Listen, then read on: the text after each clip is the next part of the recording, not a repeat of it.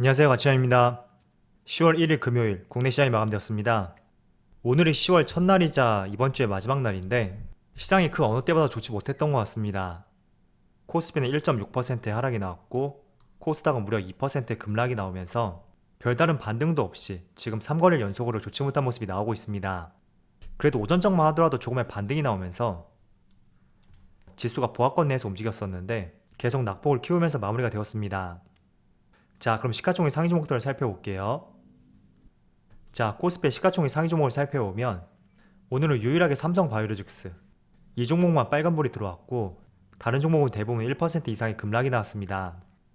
그리고 코스닥, 자, 코스닥은 펄어비스, 그리고 스튜디오 드래곤, 휴젤, 또 LNF까지 지수가 2% 급락이 나왔음에도 불구하고 이 네 종목은 그래도 선방할 수가 있었네요. 그리고는 스튜디오 드래곤을 보신 것처럼 그나마 컨텐츠 제작 기업들, 그런 쪽에 속했던 기업들은 나름대로 지수가 선방했다고 생각을 하고 있습니다. 자, 이어서 코스피의 수급을 살펴보면 오늘은 기관과 외국인의 동반 순매도가 나왔고 개인만 나홀로 순매수를 하였습니다. 기관과 외국인은 장 시작부터 장 종료까지 별다른 반등 없이 계속 순매도만 보여주었고 이 때문에 지수가 별다른 반등 없이 오늘 하루를 마무리했던 것 같습니다. 그리고 코스닥, 자, 코스닥도 마찬가지로 기관과 외국인의 순매도가 나왔고 다시 한번 지수가 1000포인트를 깨고 내려왔네요. 그리고 삼성전자도 오늘 기관과 외국인의 동반 순매도가 나왔고 그리고 하이닉스도 마찬가지로 기관과 외국인의 동반 순매도가 나왔습니다. 그리고 카카오도 마찬가지로 기관과 외국인의 동반 순매도가 나왔고 그리고 크래프톤 한번 살펴볼게요. 이 종목은 오늘 약보합으로 마무리가 되었지만 그래도 기관과 외국인의 동반 순매수가 들어왔고 연기금은 여전히 계속 매수하는 모습을 보여주고 있습니다. 자, 그럼 오늘 같은 하락장에서 어떤 종목을 많이 매수했는지 한번 살펴보도록 할게요. 10월 1일 외국인이 가장 많이 매수한 종목은 HMM, SK텔레콤, SK이노베이션, KB금융, LG전자 이렇게 다 종목을 순매수 상위종에 올렸습니다. 그리고 기관, 자, 기관은 펄어비스, SM, LG화학, 포스코케미칼, SK케미칼 이렇게 다 종목을 순매수 상위종에 올렸습니다. 자, 오늘 국내 시장이 정말 힘들었던 하루였는데 일단 먼저 미국 증시를 살펴보면서 여러가지 이야기를 해볼게요. 어제 종료되었던 S&P 500은 1.2%의 하락이 나왔고 그리고 나스닥은 0.4%의 하락이 나왔습니다. 그리고 다우지수는 1.6%의 하락이 나오면서 굉장히 시장 흐름이 좋지 못했어요. 그리고 장중 선물지수를 살펴봐도 아마 이 당시에 국내 시장이 개장을 했을 텐데 한 30분 지나고 나서 선물지수도 연이어 급락하는 모습이 나왔습니다. 그래서 전반적으로 미국 시장이 장중에도 흐름이 좋지 못했었고 그리고 장이 종료된 이후에 나스닥 선물지수도 크게 무너지는 모습이 나왔기 때문에 오늘 국내 시장이 특히 오전장이 좋지 못한 모습을 보여주었다고 볼 수가 있습니다. 자, 그래서 현금 비중을 높여야 되는 것이 정말 좋은 시점이긴 하지만 정말 내 의지대로 현금을 확보하신 분들이 그렇게 많지는 않을 거예요. 그래서 오늘은 현 시점에서 어떻게 대응을 해야 되고 또 투자의 관점 등 다양한 이야기를 해보도록 하겠습니다. 일단 S&P 500, 자, 일단 현재 시장의 흐름에 대해서는 어느 정도 우리가 예견을 할 수는 있었습니다. 지금 S&P 500 지수를 보시더라도 과거에는 한 번씩 급락장이 나왔거든요. 그렇지만 빠르게 반등을 해주었고 또 21선에서 무너지지 않고 다시 회복할 수 있는 그런 체력을 보여주었습니다. 그런데 지난 추석 시점에 이때 헝다 리스크 때문에 지수가 21선을 깨고 내려왔는데 그 당시에는 빠르게 반등을 해주었습니다. 그런데 다시 크게 급락하는 모습이 나왔고 또 과거와 다르게 회복하지 못하고 더욱더 낙폭을 키워가는 모습을 보여주고 있거든요. 일단 미국 3대 지수의 악재에 대해서는 다들 아실 거예요. 제가 이틀 동안 여러분들에게 말씀을 드렸었는데 그런 부분이 아마도 10월 중순까지는 어느 정도 시장에 영향을 미칠 거라고 저는 생각을 하고 있고 그런 측면에서 우리가 2주 동안의 인내의 시간을 한번 가져볼 필요가 있다고 저는 생각을 하고 있습니다. 그리고 촬영 시점이 지금 1시가 조금 넘은 시각인데 코스피 지수를 보시더라도 1.2%의 낙폭이 나오고 있고 오후장은 어떻게 될지 모르겠지만 그래도 3000 초반, 3015포인트였죠. 여기를 저점으로 더 이상 하락하지 않고 조금씩 우상향하는 흐름이 나오고 있습니다. 물론 오후장에 조금 더 하락이 나올 수도 있고 조금 더 강한 상승이 나올 수는 있을 것입니다. 자, 그렇지만 저는 시장은 긍정적이지 않지만 그래도 저점에서 매수할 수 있는 기회라고 생각하고 있습니다. 그래서 오늘도 개인적으로 몇 종목을 매수했었고, 특히 제가 지금 집중하고 있는 분야는 미디어 콘텐츠 쪽이거든요. 그래서 그와 관련된 종목을 한 종목 편입을 했는데, 이 종목에 대해서는 제가 지금 말씀드릴 수는 없겠지만 제가 추후에 매도하게 된다면 왜 매수를 했고 매도를 했는지 여러분들에게 설명을 드려보도록 하겠습니다. 그래서 3천 초반까지 내려온 지수인 만큼 여기서 조금 더 낙폭이 나오게 된다면 정말 2950에서 3000 이 정도까지는 마음의 문을 열어놓고 있습니다. 그래서 지금 대외 변수가 많다고 하더라도 앞으로도 지수가 계속 낙폭이 나올 것이라는 것에 대해서는 조금은 의문을 가지고 있거든요. 제가 이렇게 생각하는 결정적인 이유가 지금 시장을 옥죄는 이슈 중에서 미국의 디폴트 이슈, 그 디폴트 이슈는 10월 18일쯤으로 해서 해결이 될 수 있다고 생각하고 있습니다. 그래서 디폴트 이슈를 제외한다면 중국의 전력난, 그리고 헝다 이슈, 그리고 인플레이션 우려감, 크게 이 세 가지라고 볼 수가 있는데, 인플레이션 우려감은 사실 국내 시장하고 미국 시장, 과거부터 꾸준히 반영이 되었던 그런 재료 중에 하나였습니다. 그래서 최근에 국채금리가 조금 상승하고 있기 때문에 그런 부분이 시장에 영향을 미칠 수 있겠지만 오래된 이슈였던 만큼 그렇게 큰 파급력을 미치지 않을 것이라고 저는 생각하고 있습니다.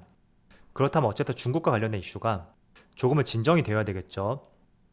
그래서 지금 기사에 나와 있는 것처럼 디폴트 인프라 법안까지 첩첩산중이다 이렇게 나와 있는데, 악재도 마찬가지로 첩첩산중으로 쌓여 있다고 생각하고 있습니다.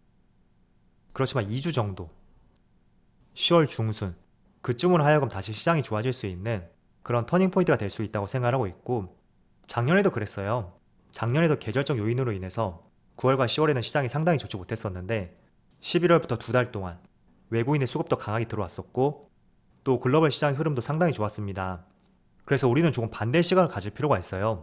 정말 시장이 좋고 삼성전자, SK하이닉스, 현대차, 그리고 삼성, SDI, LG화학 모든 종목이 상승이 나올 때 그 순간을 조금 경계해야 되는 순간이라고 생각하고 있고, 1년간의 코스피 흐름을 봤을 때 지금 구간 거의 밴드 하단까지 내려왔기 때문에 오히려 저는 여러분들이 매수하지 않았다면 그동안 강했던 종목들, 그런 종목을 매수할 수 있는 좋은 기회가 될 수 있다 생각을 하고 있고, 반대로 내가 물려있다, 그렇다면 지금 시점에 투매로 동참하기보다는 어느 정도 10월달은 관망하는 시간을 가져보면서 머릿속에 생각을 정리해보는 것도 좋은 방법이 될 수가 있습니다. 자, 그리고 저는 코스피 지수의 흐름을 참조할 때는 월봉으로 볼게요. 특히 이렇게 큰 틀에서 볼 때는 저는 철저하게 코스피 지수는 기업들의 매출과 영업이익, 실적이 따라간다고 생각하고 있습니다. 제가 과거에도 차트를 많이 보여드렸었는데 코스피 지수하고 상장된 기업의 영업이익과의 변화를 같이 비교해서 보여드린 적이 있었습니다. 제가 다음에 자료를 찾아서 보여드리겠지만 아무튼 그 자료의 핵심을 말씀을 드리면, 지수의 흐름은 코스피 종목들, 그 종목들의 합산 영업이익하고 굉장히 비례되는 모습을 보여주고 있다고 말씀을 드릴 수가 있습니다. 그래서 지금 지수가 3028포인트, 30포인트 여기를 가리키고 있지만, 어제 발표되었던 9월의 수출 통계를 살펴보면 65년 무역 역사상 최고치를 달성했다, 이런 발표가 나왔습니다. 그런데 다들 아시겠지만 9월달 같은 경우에는 추석이라는 기간도 포함이 되어 있었고, 그런 기간을 제외했음에도 불구하고 2달 만에 신기록을 경신했고 대한민국 역사상 최고치를 달성했다는 그런 수출 데이터가 있었습니다. 그리고 그 중심에는 반도체가 있었고, 그리고 자동차, 석유화학, 일반 기계, 시스템 반도체 이런 다양한 품목군들이 있었습니다. 자, 대한민국은 제조업을 기반한 기업이기 때문에 이 수출 데이터를 참조해 본다면 코스피에 상장되어 있는 기업들의 영업이익을 가늠해 볼 수가 있습니다. 그래서 9월달에 역사상 최고치를 달성했다는 것은 기업들의 실적이 여전히 탄탄하다, 그런 의미가 될 수가 있고, 그런 측면에서 코스피 지수를 한번 살펴볼게요. 자, 최근에 여러가지 대외 변수에 의해서 8월 초에 3300에서 지금 3000포인트까지 거의 10%의 급락이 나왔습니다. 그리고 지금 시점에도 중국의 전력난, 헝다 이슈, 그리고 미국의 디폴트 이슈, 인플레이션, 다양한 이슈들이 계속 쌓여있기 때문에 여기서 추가적으로 지수가 계속 하락이 나올 것이라고 이런 생각도 하실 거예요. 물론 기업들의 영업이익하고 코스피 지수의 관계, 큰 틀에서는 같은 흐름을 보일 수는 있겠지만 단기적인 움직임을 살펴봤을 때는 대외 변수에 의해서 맞지 않는 현상이 나올 수도 있습니다. 그래서 물론 3000포인트를 깨고 내려올 수도 있겠지만 저는 앞서 말씀을 드렸듯이 대외 변수에 흔들릴 수는 있어도 지금 기업들의 실적이 탄탄한 만큼 지금이 거의 바닥권이라고 생각하고 있습니다. 그래서 10월 중순이 된다면 조금 악재가 거칠 수 있는 만큼 너무 공포심에 동조화되지 마시고 내가 물렸다면 10월달은 조금은 관망해 볼 수 있는 그런 구간으로서 한번 대응을 해보셨으면 좋겠습니다. 반대로 내가 현금을 많이 확보하고 있다. 그렇다면 지금 대외 변수 때문에 시장 흐름이 좋지 못하지만 그동안 시장에서 강했던 업종들이 있었잖아요.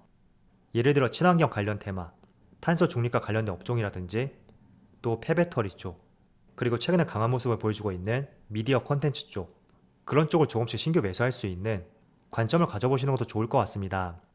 물론 바닥은 알 수 없기 때문에 내가 좀 불안하다고 생각이 된다면 2번, 3번씩 나눠서 매수할 수도 있겠죠. 그래서 그렇게 말씀을 드려봤고, 자, 그리고 한 가지 팁으로 말씀을 드릴게요. 여기 지금 시가총액 상위 종목들을 살펴보면 모든 종목들이 하락하는 모습을 보여주고 있습니다.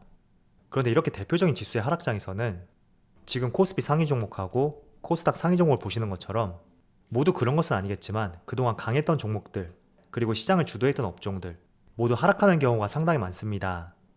자, 그렇지만 다시 시장이 반등이 나올 때 그때는 오히려 그동안 강했던 산업들, 업종들, 그리고 종목들, 그런 섹터가 가장 먼저 치고 갈 가능성이 상당히 높습니다. 그래서 한 가지 팁을 드리면, 여러분들이 어떤 종목을 보유했는지 모르겠지만 솔직히 지금 삼성전자, SK하이닉스, 그리고 현대차, 기아차, 그리고 셀트리온, 카카오, 네이버 기업 자체만 놓고 본다면 좋은 종목이지만 다시 시장이 상승장으로 돌아섰을 때 그때 제일 먼저 치고 갈 수 있느냐, 거기에 대해서는 다소 의문이 있거든요.